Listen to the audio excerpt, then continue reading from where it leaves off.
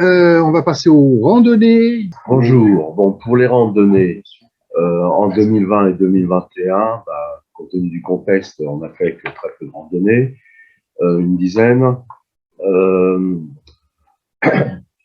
et deux séjours, ce qui a intéressé une cinquantaine de personnes sur les deux, à chaque fois, ce qui représente à peu près la moitié des adhérents randonneurs. À noter que sur l'année 2021, on a accueilli une trentaine de nouveaux marcheurs parmi nous. Pour 2022, il est prévu un séjour en Croatie d'une semaine où on fera les parcs nationaux croates, 3 séjours de randonnée en province, le Lot, Saint-Cast-le-Guido en Bretagne et puis Bourges en octobre, et des randonnées qui sont programmées à la journée en région parisienne, donc des balades d'environ 10 km. Us, c'est déjà du passé puisqu'elle a été faite en janvier. Les ponts de Paris, les escaliers de Sèvres, et puis entre le pont de Neuilly et le pont de Sèvres vers Boulogne. Des randonnées beaucoup plus longues avec un peu plus de dénivelé. Bon, les étangs de Ville d'Avray, on les fait demain autour de la base de loisirs de Cergy-Pontoise et une boucle vers Piscope dans la forêt de Montmorency et les forêts des coins.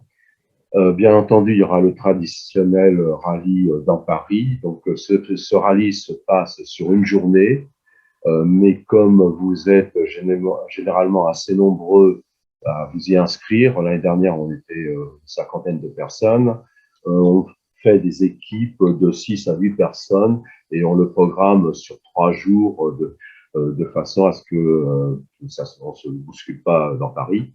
Donc, à ce moment-là, on fera un sondage comme l'année dernière pour vous demander vos disponibilités sur ces 3 jours et on constituera à l'avance les équipes et on vous confirmera le jour auquel vous pourrez faire le rallye. Bien entendu, le programme du deuxième semestre qui sera donné au printemps. Voilà pour les prévisions 2022. Merci Alain. On va passer au sport maintenant. Bonjour, je me présente, Michel Jaglet. Donc, moi, le sport, c'est ma passion et je voulais vraiment vous en faire profiter. Et c'est pour ça que j'ai rejoint la FTCG. J'étais donc au niveau de la STC, responsable de la section planche à voile et dériveur. J'étais aussi responsable de la section vélo, VTT. Voilà, donc j'ai fait en voile de la compétition et je suis au niveau vélo, initiateur au niveau de la Fédération française de vélo. Voilà, ça c'était la partie de présentation. Maintenant, donc au niveau du bilan, donc on a attaqué en 2019, on a fait des petites sorties. 2020, c'était un petit peu plus léger et en 2021, on a pu vraiment se faire 2-3 sorties où j'ai pu avoir une moyenne de participants, une douzaine de participants. Voilà, ça c'était pour la partie vélo, en l'occurrence. Je passe aussi la parole à Marc qui s'occupe du golf. Bonjour, Marc Benoît, donc ancien responsable de l'activité formation au sein de la section golf de la STC. J'ai été sollicité par Jean-Yves France, mon prédécesseur, comme responsable de l'activité golf au sein de la TCG. Et c'est naturellement que j'ai repris son travail. Et donc, j'organise depuis la fin de l'année dernière quelques sorties et j'organiserai de nouveau quelques sorties cette année. Donc, on a prévu 10 parcours de golf répartis de façon, j'espère, équilibrée entre le nord, le sud, l'ouest et un petit peu moins l'est de la région parisienne. Et on va faire une escapade du côté de Étretat et Dieppe en juin. On jouera les beaux golfs d'Étretat et de Dieppe en bord de mer et on aura une journée de repos entre ces deux golfs. Voilà pour l'activité golf pour 2022. Donc, au niveau sport, donc moi je reprends la parole. Donc, on a prévu de faire une dizaine de sorties vélo tout au cours de l'année. Ce sera des sorties tranquilles. Donc, n'hésitez pas à venir. Donc, en moyenne, on fait une trentaine de kilomètres. j'essaye de trouver des parcours assez plats. Bon, il y a quelques faux plats parfois, mais bon, ça c'est le relief. Hein. Donc, je prévu aussi de faire une pêche, une activité journée de pêche à la ligne. On ira sur un petit étang et on va pêcher quelques trucs. Là, on est sûr de ne pas rentrer de bredouille. Qu'on mangera après. Qu'on va, oui, manger après, donc il y aura peut-être un petit repas, on va voir. Là, tout ça, c'est en organisation. J'ai prévu aussi de faire des sorties canoë, donc ça sera déjà dans un premier temps sur un lac pour voir un petit peu votre capacité à manier le canoë. Et on partira donc au mois de juin sur une rivière qui s'appelle le Loing, à Moret-sur-Loing, où on fera une petite sortie d'une vingtaine de kilomètres. Voilà, donc après, j'ai prévu aussi une sortie en catamaran sur le plan d'eau. Donc, ça sera sur le plan d'eau de Saint-Quentin. Et donc, on verra un peu comment ça se passe. On aura certainement un moniteur avec nous pour vous expliquer un petit peu le fonctionnement. J'avais prévu aussi une croisière voile en lien avec la STC, mais tout ça, c'est encore en pleine mouture. Donc, tout ça, c'est à voir avec, il nous faut des chefs de bord. Et donc, je ferai certainement appel à vous pour voir s'il y a quelques chefs de bord parmi vous. Voilà. Donc, après, pour 2023, je prévois aussi toujours encore au niveau sport. On préparera aussi un séjour à la neige. Et tout ça, c'est encore en train de se préparer. Voilà, c'est pour le sport. Merci Michel et Marc. La dernière commission, c'est la commission loisirs, donc qu'on se partage avec mon ami Dominique. Donc Dominique est un petit peu loin du micro, uniquement pour dire qu'on espère pouvoir reprendre les cours d'œnologie et de cuisine. Exactement, tout dépend du Covid. Voilà, tout va dépendre il nous faut un lieu, il nous faut des salles, bon, c'est un petit peu compliqué. Mais je voudrais vous parler de 3 autres activités qu'on envisage de faire cette année. La photographie, donc, on a lancé un concours, comme on avait fait il y a quelques années, autour du thème transport, cette fois-ci. Donc, c'est dans le cadre des voyages ou des randos à l'étranger, ou de la rando à l'étranger. Donc, tous les participants à ces activités sont invités à faire des photos sur ce thème, donc transport, et à nous les envoyer. Et puis, comme on avait fait dans le passé, il y aura une petite vote et une récompense, évidemment, à l'issue de ça. Un mot sur la généalogie. Je suis, moi, généalogiste amateur depuis une vingtaine d'années. J'ai déjà fait quelques actions de généalogie au sein de l'amicale. Et je réfléchis actuellement à ce qu'on pourrait appeler une espèce de club généalogiste au sein de la TCG, un club de généalogistes qu'on animera peut-être en visioconférence, selon le modèle qu'on est en train d'expérimenter avec vous. On peut imaginer 2 niveaux, à la fois un niveau débutant pour ceux qui veulent se mettre à la généalogie avec des formations, et puis quelque chose d'un petit peu plus pointu pour ceux qui ont déjà de l'expérience. Et puis il y a quelque chose sur lequel je voudrais un petit peu insister là. On pense que dans les 400 et quelques adhérents de l'amicale, il y a forcément des gens qui ont des talents cachés, dans le domaine de la peinture, de la sculpture, de la littérature. Moi-même, je m'essaye un petit peu à la littérature, les arts déco, la musique, le chant. Bref, des artistes parmi nous et qui ont peut-être envie, évidemment sans obligation, de partager leurs œuvres et leurs passions avec leurs copains de l'amicale. Donc, on est en train de réfléchir à comment identifier ces gens-là, comment les recenser et comment les mettre en valeur à la prochaine Assemblée générale qui, je l'espère, se tiendra dans d'autres conditions que celle-ci, de façon beaucoup plus conviviale. Bon, je pense que bon nombre d'entre vous me connaissent. Ça fait 15 ans que je suis au CA.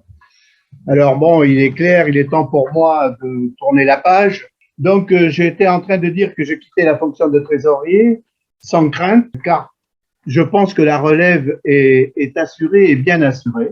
En effet, Jean Bernard, qui est appelé peut-être à me remplacer comme trésorier, participe depuis 2020 à la mise en œuvre du logiciel de comptabilité et en 2021, c'est lui qui a géré la totalité des écritures comptables.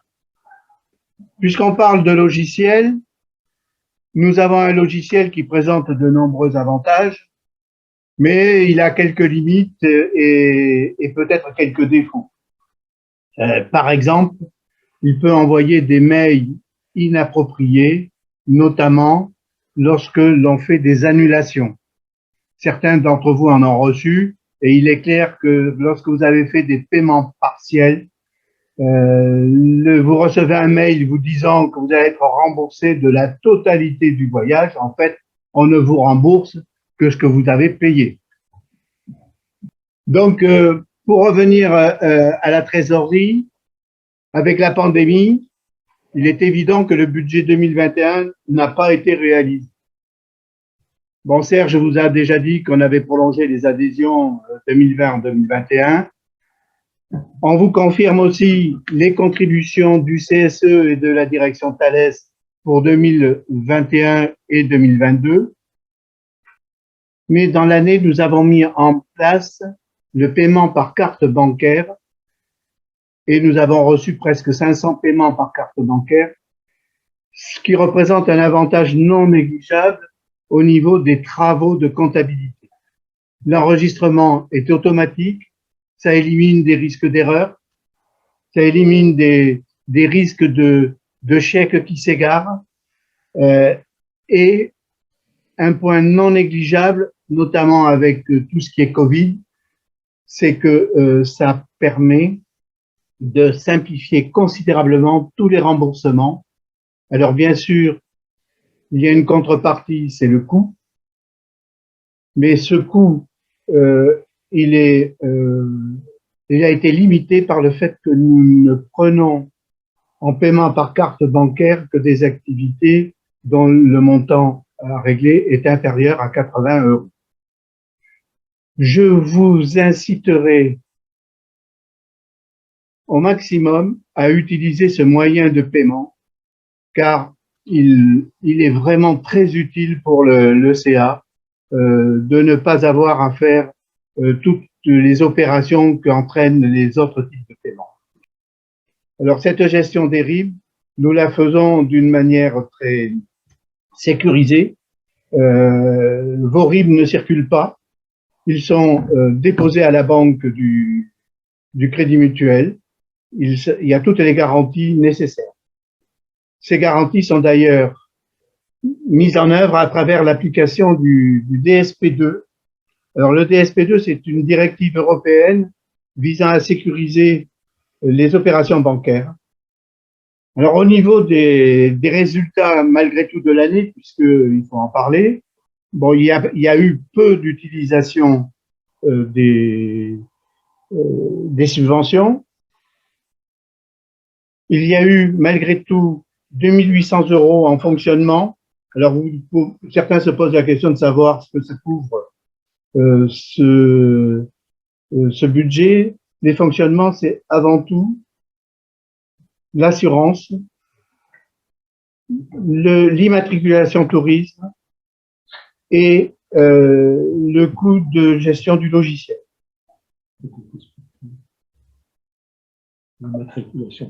Alors, l'immatriculation tourisme, c'est ce qui coûte le plus cher. Bon, bien que en 2021, elle nous a pas coûté cher puisque nous n'avons pas fait de voyage, mais c'est une immatriculation qui est obligatoire pour pouvoir organiser des voyages. C'est quelque chose qui vous garantit, lorsque vous partez en voyage, que s'il y a un opérateur qui fait défaut, vous serez rapatrié, vous serez remboursé, et donc c'est quelque chose d'important. En année normale, ça coûte un peu plus de 2000 € à l'association. Ce qui fait que le résultat de l'année 2021, au niveau analytique, il est de 25 104 €. Donc, globalement, ce qu'il faut retenir, c'est que le total des réserves et des reports à nouveau représente maintenant un peu plus de 88 000 €. Donc voilà, la santé financière de l'amicale après ces 2 années de pandémie est très bonne puisque nous avons 88 000 € de réserves qui sont à utiliser dans les années à venir.